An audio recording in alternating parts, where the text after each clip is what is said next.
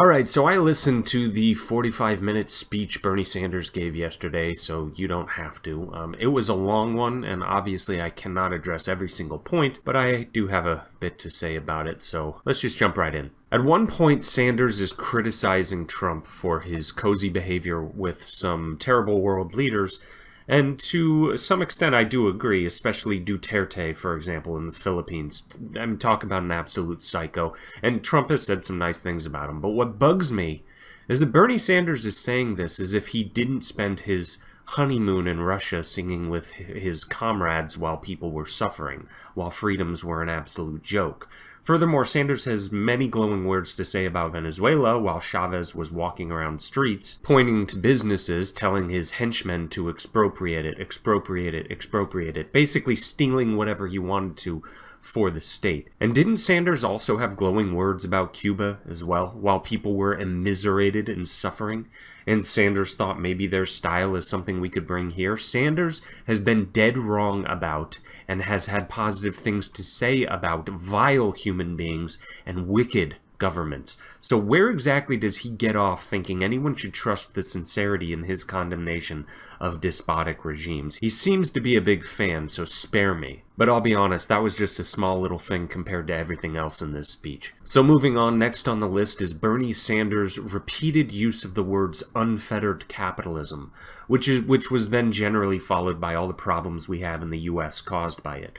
We do not have anything resembling unfettered capitalism, Bernie Sanders, and to not recognize that obvious truth is to show a magnitude of ignorance that is beyond my comprehension.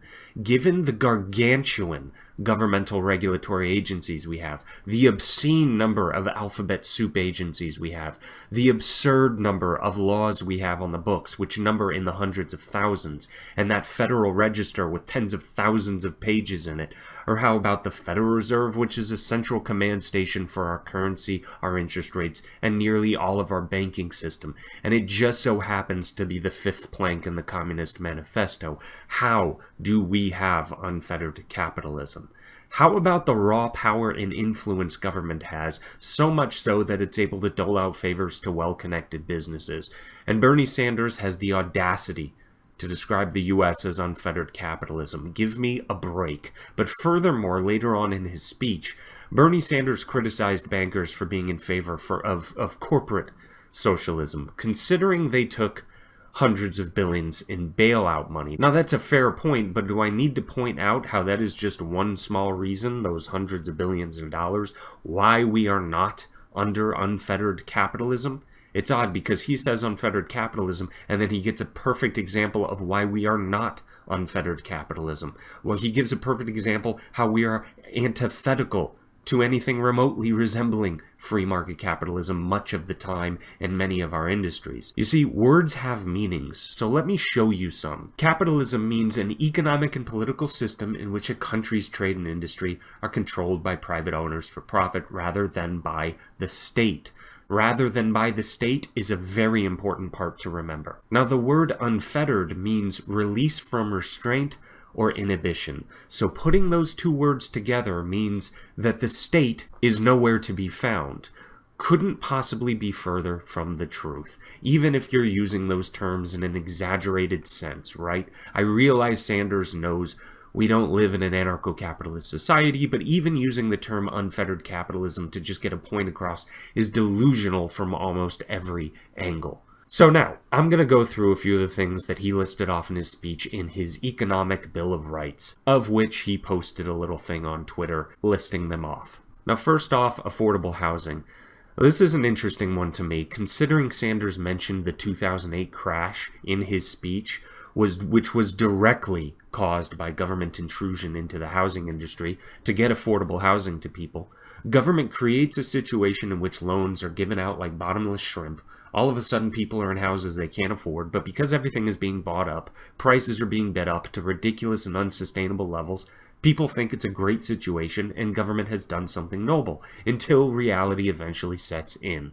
People's equity are absolutely wiped out when people start selling their homes, then other people just straight up lose their homes, and who do you think they have to thank for that? A benevolent government. Exactly what Bernie Sanders is desperately trying to tell you what he is going to lead you into. But number 2 here, how about a quality education? Well, Bernie Sanders, you are not even close to being the first politician to call for this. In fact, entire armies of politicians have done, again, something very similar to what was done in housing, in the name of accessible education. Federally guaranteed loans given out like hotcakes, everyone gets degrees. This completely degrades the worth of a degree, as if everyone has one, then they are nothing special. But worse than this is that the price, again, gets bid up to obscene levels. Administrators are needed by the truckload, overhead goes through the roof, and voila, you have a situation that we're in now. So stop pretending like benevolent government hasn't already dumped cargo loads of money and regulatory oversight onto this problem. Meanwhile, for some reason, the educational system, by the way, almost in its entirety, continues to get worse and worse. Again, government is the problem, not the solution. But alright, how about a decent job that pays a living wage? Well, we know what Sanders means by this. He's said it before, a federally guaranteed job that pays $15 an hour. This will destroy private businesses, especially small and medium-sized businesses. There is no way they can compete for labor and pay competitive wages while the government doesn't have to do a thing besides tax people more or have the Fed buy treasuries and print that money up. There is no way they can survive. Just kiss them goodbye. Even Andrew Yang, who I disagree with on a lot of things, was on David Rubin just 2 days ago, actually, and even he saw how horrible of an idea this is. He jokingly said, while you're at it, why not just buy everybody gray overalls? But he also pointed out the obvious, that you will need an army of bureaucrats to run these immense new job programs. The amount of waste will be immeasurable and absolutely unsustainable. Leave it to someone like Bernie Sanders to make me agree with Andrew Yang. But I'm going to have to leave it at that for now. Like I said, it was a 45-minute speech. There were loads of things I had a lot to say about. But like I said, I'm going to have to leave it there for now. But please like and subscribe. It is a huge help. And please take it easy, my friends.